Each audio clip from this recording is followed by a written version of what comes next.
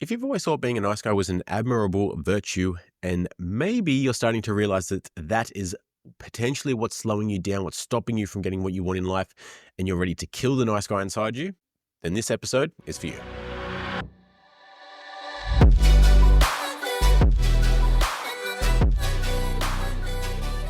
Welcome back to another episode of the Be Better podcast. I'm your host, Harrison Orr. I've coached almost 500 guys personally to help them go from nice guys and inadequate in reaching their own potential to powerful, strong, living their highest potential, their highest self in business, in their marriage, as fathers, and just as the strong, grounded, masculine men that they desire to be. And I will most likely forever consider myself a recovering nice guy. Just like potentially where you are now, I used to think that it was desirable to be a nice guy. It was good to be agreeable, to say yes, to put other people first, to help everybody else, even at the detriment of yourself, because that creates good karma, right? If you say yes to everybody else, if you help everyone else out, then sooner or later, they'll return the favor, right? They will come and help you. Good karma will pay itself back. At work, if you're always the top employee, you get there early, you stay late, you never complain, you do your job, you go over and above, then surely the boss will give you a raise. Or if it's your business, surely the employees will stay around and stay loyal. Surely the clients will pay on time and will refer you more clients and business will go smoothly. In your relationship, if you say yes to everything that she wants and take as much off her plate as possible and try to make it so that she needs to do as little as possible, then surely she'll want to sleep with you more. She'll come and ravish you every day. She'll do anything that you ask and will never nag you and never complain and will just be the perfect wife that you've ever asked for. Or maybe with your kids. If you're liked by your kids, then they'll behave, they'll respect you, they'll listen to you, they won't complain, they won't kick up a stink or have tantrums or make a mess. They'll just do what they ask. They'll use their manners, they'll say please and thank you, and just listen the first time you ask. Wrong. Unfortunately, both through personal experience and through the countless men that I've worked with and spoken to, that's not the case. Whilst it might seem logical that if you're nice, other people will return the favor, it's actually, and this is one of the first principles of why being a nice guy is not so desirable, is because it's actually deceitful. It's actually a form of manipulation. Because what we're actually doing here, let's think about it, what we're actually doing. We're performing a deed, we're saying yes to someone, we're being nice with the unsaid expectation that they will do something in the future in return for us without us having to specify what it is or without them agreeing to the terms in the first place. And so that's where this becomes not a nice trait. Right? We say nice guys, but some of these traits aren't nice. They're manipulative. Because if we're doing something out of the premise that they will do something in return for us, well, then it's not a nice gesture because we just want to do it and we expect nothing in return. In our mind, we very much expect something in return. It might be the money, the clients, the sex, the good behavior, the good karma, whatever it is. But then when that person doesn't return that favor or return or pay up on that unsaid expectation, what do? We get angry. We get resentful. We get frustrated. And then what happens? Because we're nice guys, we don't want to cause conflict. We don't know how to express our emotions. So this builds inside of us. And then what happens? We start to get passive aggressive. We make remarks. We ghost them. We start making snide remarks or doing not very nice things. And this person has no idea why. So it's actually not very nice. And so with this emotional dishonesty, is what we could call it, we try to hide our frustration. We try to hide our anger. We try to hide these things because we want to avoid conflict. We want to avoid rejection, because somewhere along the line, we've learned that if we are angry or we're frustrated, if we express this to someone else, then they will reject us. They will push us away. We will be cast out. We will be left alone, and we won't get what we want. In my opinion, and from my personal experience, one of the reasons why I struggled for so long to navigate and express my emotions was because if someone expressed those emotions to me, I would take that as criticism. I would take that personally. I wouldn't know how to hold those emotions. And sure, that's part of my regulation as well, and also my ability to express those emotions. But how we, first of all, understand our emotions, where it's coming from, why it's there, and then also how we communicate that, first of all, to ourselves and then to the person, can be the difference between a constructive conversation and a blame game, which escalates into an argument, into a fight, into a huge blow up over nothing. And so that's one of the traits of the nice guy. The other one, which feeds into that yes man behavior, the lack of boundaries, the doing everything for everybody else, is the approval and the validation from external people. Because we figure if I do all these things for other people and they approve of it, they're like, yes, you did a great job, Harrison. Thank you so much. You're such a good helper. You're so helpful. You're so valuable. You're so this, you're so that. Oh, thank you. Keep telling me that. That builds up my ego. That builds up my self-worth, my validation. Keep going. But the problem then is, if that person doesn't receive or see that act as we intend it to, as being so worthy, as being valuable, as whatever, and they don't express that, then our self-worth goes down the toilet. Our validation doesn't get met. Our confidence, our self-worth, our self-belief all go down the toilet because we've given other people that power. I've done this thing. I've poured my heart out. I've put time, energy, resources into this thing to make someone else happy with the unset expectation that they'll sleep with me, give me more money, approve of me, give me that validation. And then when it doesn't get met, I don't feel worthy. I get resentful. I get frustrated. Like, I did all of this for you and you don't even appreciate it. You're so ungrateful. You're this, and we start to point the fingers. Because why? Because I've put this in front of you, expecting you to validate me, because your validation and your approval of me is what I'm seeking, because I don't have it for myself. And then we lose confidence.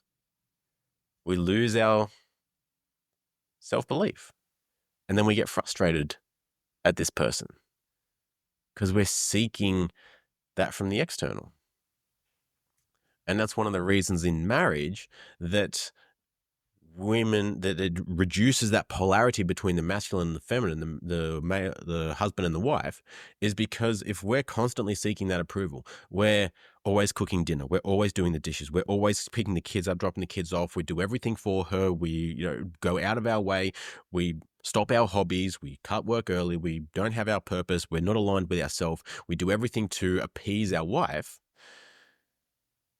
And then we don't get the validation or the respect because she's like, cool, I don't really have a husband. I've just got a maid, a chauffeur, a cleaner, all in one, a PA, all in one, that I don't have to pay or that I maybe give sex to every couple of months.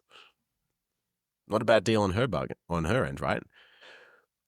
But if you're listening to this, I dare say that's not the kind of relationship that you want.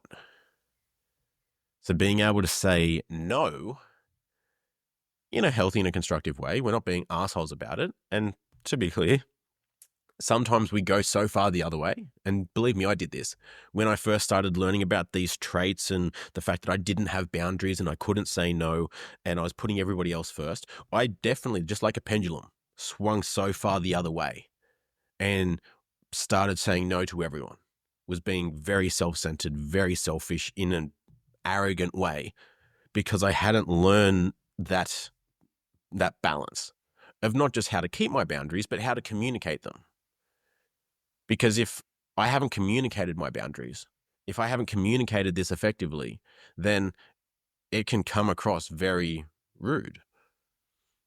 And so it's not just setting those boundaries and being able to say no, but being able to articulate why. So there's that clear line of communication as to someone else understanding, that's where his boundary is. He will not cross that. If we just all of a sudden impose these boundaries and start saying no to everything, everyone's going to think, what the hell just happened to him? What's going on in his life? And so the next belief around being a nice guy is the performance identity, is the belief that our worth is based off our performance, which for a lot of husbands and fathers comes under the umbrella of being the provider. I need to earn more money. I need to provide for my family. And let's be real, when we say provide for our family, we really mean financially. It's never insinuated when we say be the provider that we talk about emotional security, safety, trust, stability, regulation, like any of those things. We are talking about financially providing for the family. And so on the flip side of that, if I'm not earning enough money or the amount that I deem is worthy of me being the husband and the father to this family, then my self-worth is in alignment with that. I'm not worthy. I'm not enough. I need to grind harder. And that brings me back. Actually, I was trying to think of the point where I wanted to go with this. That approval addiction, right? Saying yes to everyone. And when they don't approve, our nice guy mentality isn't to rethink what we're doing, isn't to think maybe, you know what? Maybe this isn't her love language. Maybe she doesn't appreciate this the way that I do. Maybe I should try something different because this clearly isn't working. No, that would be too logical. What we do is we double down. We work even harder. We try and take even more off her plate. We try and do even more for people and ask even less of them, in the hopes that surely if I do even more and I ask even less and I'm not a bother, I never complain, I never voice my emotions, like I'm just a yes man through and through, surely, eventually, they will see things my way. They will give me what I want, but I haven't said that I want in exchange for what I'm doing. Think about how unfair that is. How unfair would it be for your wife to, in her mind, make the agreement of, okay, if I sleep with him every night, if I give him sex every night, then he needs to be making millions of dollars for our family. He needs to make enough money so that I never work. She makes that commitment in her mind, doesn't tell you, starts sleeping with you, you think everything's good, and then you're not making the money that she expected. She still has to work. She still has to do things that in her mind she thought she didn't have to now that she was giving you sex every night. And then so she starts getting passive aggressive. She starts making snide remarks, starts getting frustrated with you. How confused would you be? Right? Not very fair, not great communication in that space. And so I hope some of these traits are resonating with you, because this is very much lived experience for me. So that's why I can talk about it like this. And going through this journey has been the most pivotal initiation into not just masculinity, but into manhood, into maturity, both emotional regulation in terms of my controlling myself. And I'm going to think of a better analogy one day, because I really think it gets overused. But, you know, the difference between being the thermostat and the thermometer, the difference between being the regulator of the energy in the room and in the relationship as opposed to being the reactor to it, which is not safe, which is not predictable, which is uncertain. All the things that stop our woman from being in her feminine. Because if she can't trust us to hold our emotions, let alone her emotions, she can't trust us. She won't feel safe with us. And that's not even safety in terms of physical threat. You know, if you can't control you have angry outbursts and get physical and punch walls and throw things, okay, we've now introduced a physical safety barrier that she may be concerned with. But even before that, there's the emotional safety of he can't control his emotions, so he can't handle mine. So I'm not free to express my emotions and be my true, wildly chaotic in the best, sexiest, most feminine way possible. I can't give that to him because he can't handle it. And so that's where where personally I see we go deeper. We go deeper into our own control, our own regulation first, and then being able to hold the space, the energy, the chaos of those around us. One of the frames that I like to use, and I've been saying this since just before I became a dad, when I was thinking about the type of father that I wanted to be. And the label, the term that I came up with was I wanted to be the stoic dad. I want to be the lighthouse in the storm, right? The guy that is there no matter what's going on. Like my son can, when he's a teenager, when he's older, can come home with just all out chaos, all out mayhem. And I'll be the safety. I'll be the one that remains composed. I'll be the one that can handle that. So he can be free to express whatever he needs and knows that dad can hold it. Dad's going to help me through this situation. And then as he gets older, be able to pass this on to him so he can then be the lighthouse in the storm for himself, his relationships, his family in the future. And then so you can see how holding that space and that energy then transfers into our relationships. Like imagine if, think about the last time you had an argument or your woman came to you with chaos or heightened emotions. How did you handle it? Did you allow her emotions and her state to escalate yours?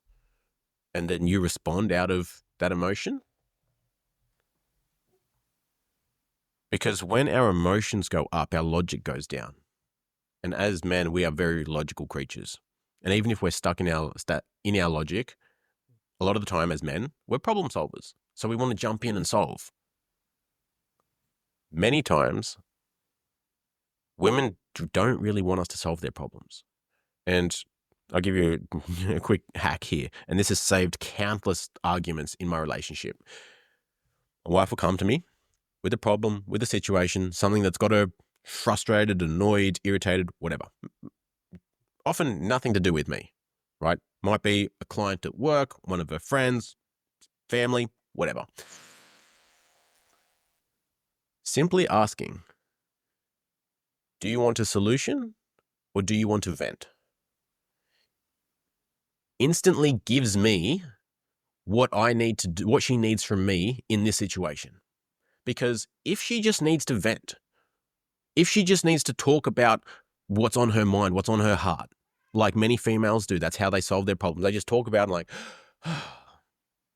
you know what, I'm cool with it now. It's actually not that big a deal. I just needed to get that off my heart. I'm good now.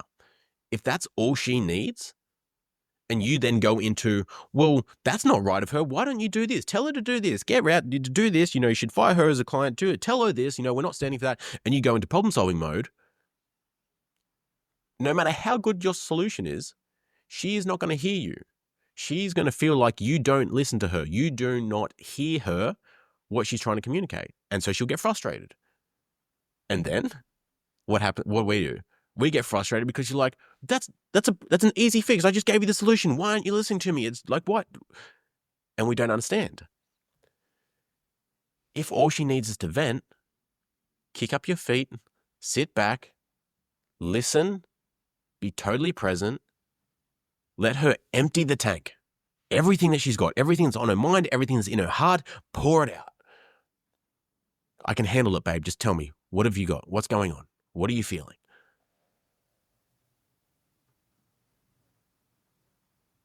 You will not need to do anything other than just listen to her and be present. I guarantee you at the end of that, she will feel infinitely more felt, more heard, more seen, more understood than you jumping in and trying to solve a problem. On the flip side, if she says, yes, I would like a solution, beautiful. Do what you do best. Provide solutions, suggest, brainstorm it with her, whatever she fucking needs. But she has given you that permission. So that's a side note. Take that one away. That's how it has saved countless arguments in my personal relationship since I started using that one. So back to being a nice guy. We think being agreeable is desirable, right? We think that if we agree with people, they'll like us, we'll go with the flow, cool, not a bother, and it's a great strategy. It's not great because it kills polarity, it kills our masculine edge. It actually makes people lose trust in us. Because think about it this way. If you have like your friends or even your partner and they say yes to everything, that's a great idea. I love that outfit on you. Yes, you should do this. Yes, you should do that. Yes, like you were totally right, 100%. At first, awesome. That might, stroke your ego. You might feel good about it. But then eventually, and, you might have to learn a lesson the hard way to figure this out, but eventually you'll realize, I can't trust what that person says. I can't trust that they're telling me what they really think because they say yes to everything. Like, I don't want to be told yes if my idea or what I did or what I'm doing is absolutely fucking stupid. Please tell me. Save me the millions of dollars. Save me the heartache. Save me the pain, the frustration, the lesson if you can see something that I can't. But we want to be nice instead of being kind. And what I mean by that is being nice is basically saving ourselves. We don't want to have that awkward conversation or, have to let someone down or potentially hurt someone's feelings by saying, you know what, that's actually not a great idea, man. You probably shouldn't do that. Or you know what, you were in the wrong here. That was not cool. Shouldn't have done that. We just want to save ourselves and not have to have that conversation. Even though in the longer term, that person is going to thank us for that honesty. Because then they'll know, cool, I can trust him to be honest with me and tell me what he really thinks.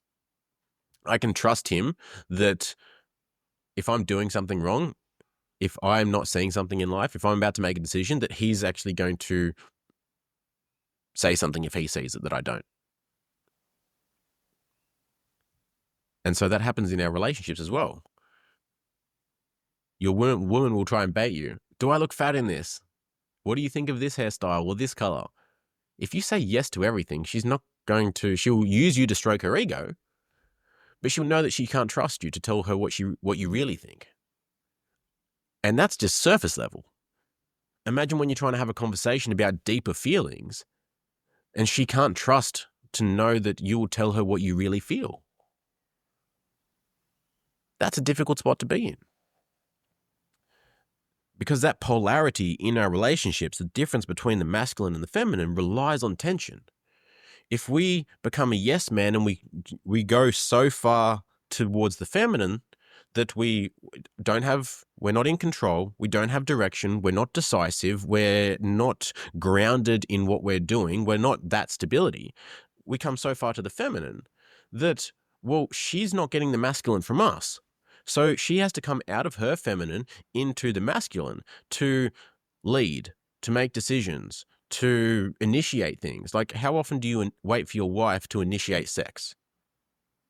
Like, oh, I want her to come to me. I want to feel desired. I don't want to be the one instigating it all the time, pushing on her. I don't want to feel like she's just giving it to me because, to make me shut up.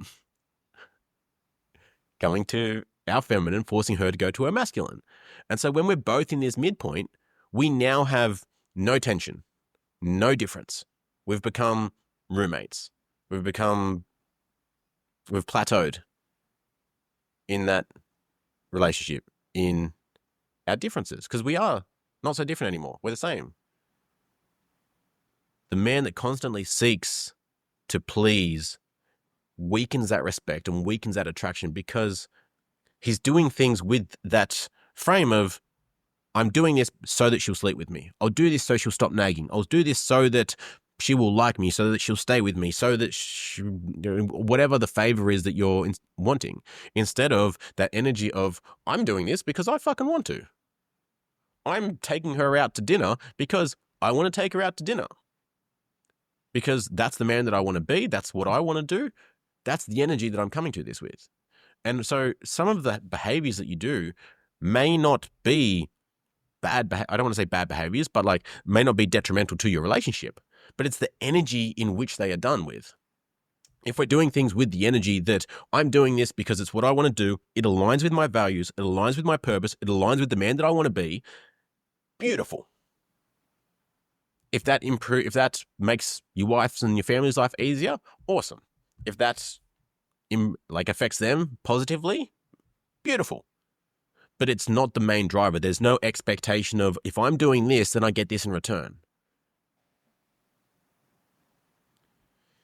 When we're in business, this agreeableness, this lack of leadership, basically, because we're asking other people to lead and we just agree. We kind of outsource our decision-making. We outsource basically everything. Part of that as well is also not wanting to take risks, not wanting to take ownership as well. Because if we take a risk, if we make a decision, at the end of the day, if it doesn't pan out, then we have to blame ourselves, right? Because we made the decision. We took the action. We took the risk. We did the thing. We have to own it. I made the wrong decision. I fucked up. Didn't do my research, picked the wrong person, backed the wrong team, whatever it is. And so again, comes to a lack of confidence, a lack of self-belief, a lack of leadership and ownership of ourself. So we try and outsource that. You might go into, other people use the labels and the terms like, oh, I'm a perfectionist, I'm this, I'm that. Whatever your labels are, probably don't really serve you unless it's helped you to do something about it and improve. Slapping an extra label on yourself like, oh, I'm ADHD, oh, I'm a perfectionist, oh, I'm just this, I'm just that. Probably doesn't. I've never met a person where having those labels and identifying as them has actually served them in any positive way. And so if you're always looking for other people to approve of you in your marriage, if you're looking for your wife to approve of you, if you're looking for, her to reward you with things that you've done with sex, or by cooking you dinner, or by her giving you the afternoon off the kids, or whatever it is, if you're seeking that approval in terms of the kids, then, you're wanting to be liked. You don't want to discipline them. You don't want to have that boundary because you want them to be liked. Every time we do that, we're asking to be liked over respected. And men inherently, at least statistically, would prefer to be respected rather than loved. And women would rather be loved than respected.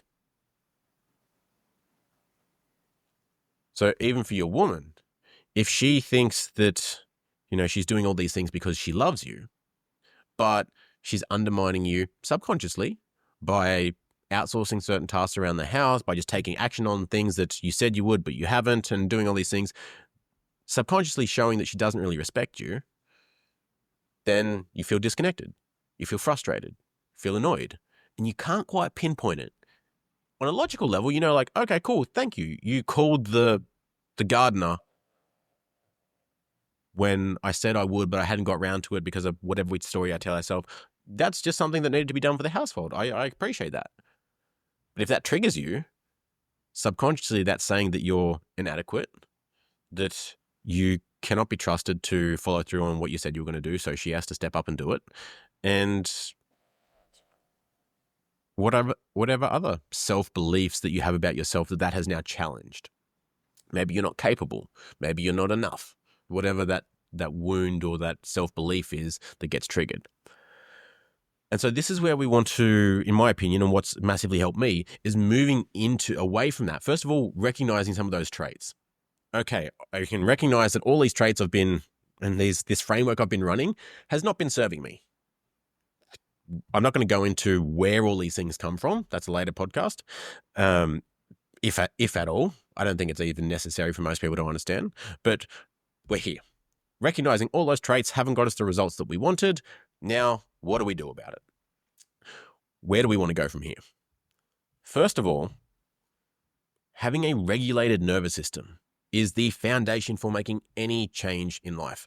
If we have these repeated behaviors in anywhere in life, if we're trying to make them from a highly stimulated, stressed out, sleep deprived, poor health state, it's going to take a hell of a lot longer. Because think about how you respond to some of these situations, how you make the decisions, how you react. It's like that, right? It's something that you not even consciously think about. You just instantly respond a certain way. You instantly react. That's because our nervous system is on fight or flight mode. We're highly stressed. We're operating out of that same system, which has kept us alive. Not desirable situation for optimal business, relationships, or anything else like that, but it's kept us alive.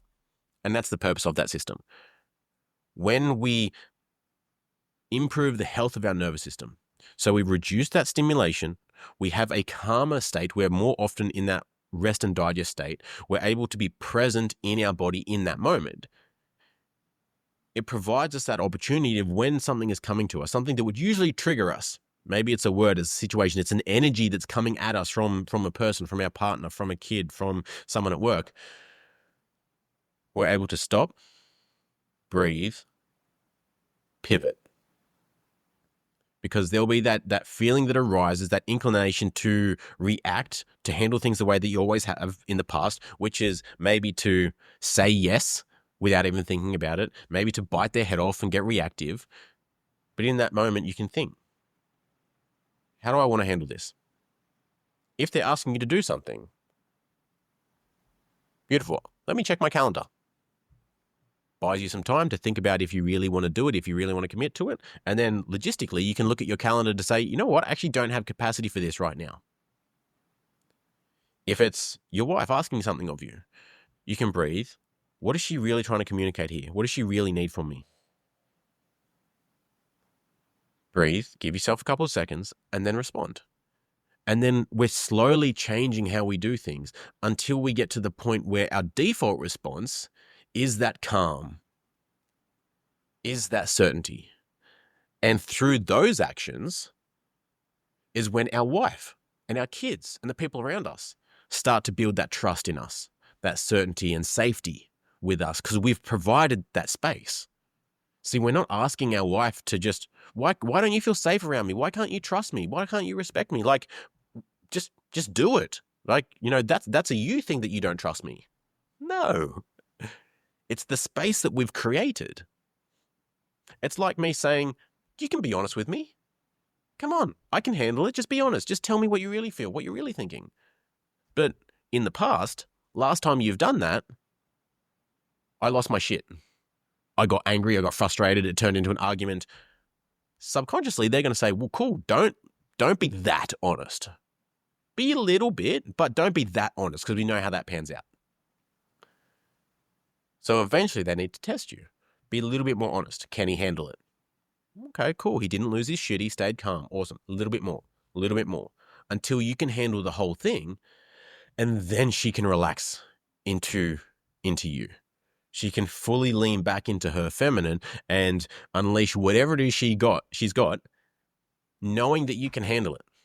And I want to frame this because I can feel some people taking this as, so I need to be the emotional punching bag? Like, that sounds very beta model. That's not masculine. Like that. No. You are not the emotional punching bag. We are understanding this. And to be clear, I'm not talking about people that have narcissistic wives or any of those things. Personally, unless they are diagnosed with stuff, I don't think it serves us to label our partners as those things, right? Everybody has certain traits.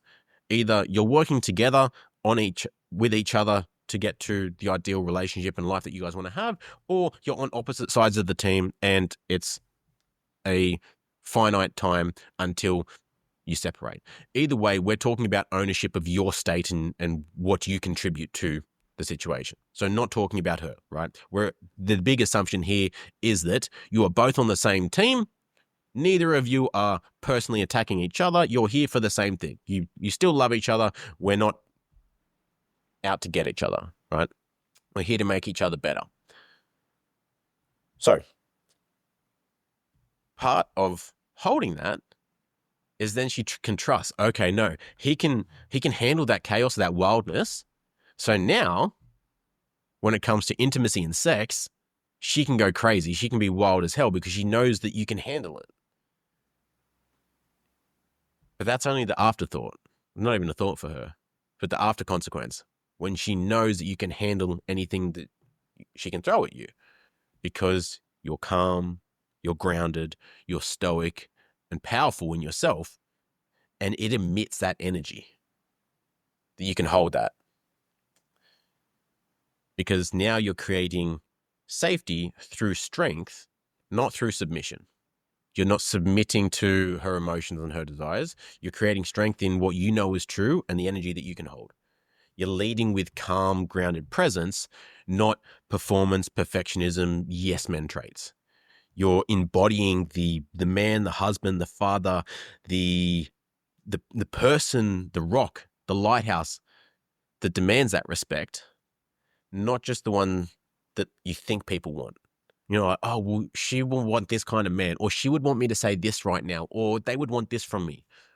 Like, you end up being a chameleon. And when you stand for nothing, you fall for everything. And then no one can trust you. And so that's a bit of that transition piece out of becoming, out of that no man, boy, immature, masculine psychology, slowly transitioning into what we term as like the mature masculine, where you can hold that. We let down those masks, we hold that power, we hold that energy, we hold all those things. And so that's just a glimpse of that story. I hope some of this has resonated with you. And if it has, if you're not already, you can join my 90-second email club, which is just emails digestible in 90 seconds or less with short, concise messages, truths, tools to help you get out of the nice guy into the mature masculine man so you can be the powerful, grounded leader, husband, father that you desire to be. So you can join that link below. If you're like, man, that's not going to be enough, I want to do more personal work on this, there's also a link down there for the one-to-one coaching. You can apply for that. We can have a chat. If that's groovy, beautiful. Otherwise, there might be some resources there that can help you in the meantime. Or if there's someone that you know might benefit from hearing this, send it their way, because the more guys that we can get out of this nice guy syndrome, the more masculine, powerful men we can create, the more powerful, strong sons we can create, then as a generation of stronger, more masculine men. With that said, you've got the info, you've got the lesson, you've got the knowledge. Don't be sorry, be better. I'll see you next episode.